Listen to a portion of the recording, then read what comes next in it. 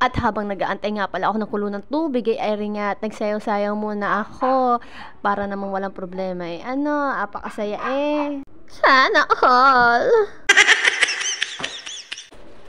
At ako ay nagaganda-gandahan din sa harap ng aking camera. At ngayon nga, nagugutom ako kaya nag-isip ako ng masarap kainin. At yun nga, naisip ko masarap kainin ng pancit canton. At tamang-tama nga, meron ako dining tasty sa rep. Tamang-tama, sarap dito ipalaman ang pancit canton. At syempre, meron natin pala ako ditong peanut butter. Kaso nga lang dahil masakit ang aking lalamunan at may tonsil tayo, mag-pancit canton na lang muna tayo. Nagsalang na nga pala ako din ng mainit na tubig. Ay, ano ba yan? At habang nagpapakulo nga pala ako ng tubig, ay akin muna aring titikman aring aking nabiling tasty. Titikman ko kung talagang ay hindi pa sira at kung talagang masarap, ay masarap nga. Tunay na masarap pala. Bagay na bagay sa pancit canton.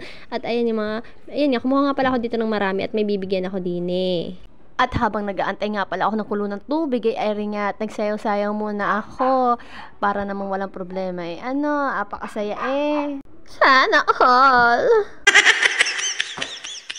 At dahil wala na akong masabi din sa voice over at dahil ako'y tinatabad na din, ay hanggang dito na lang. Basta tatapusin nyo ang video na ito ha. At maraming salamat sa pagsuporta. Thank you!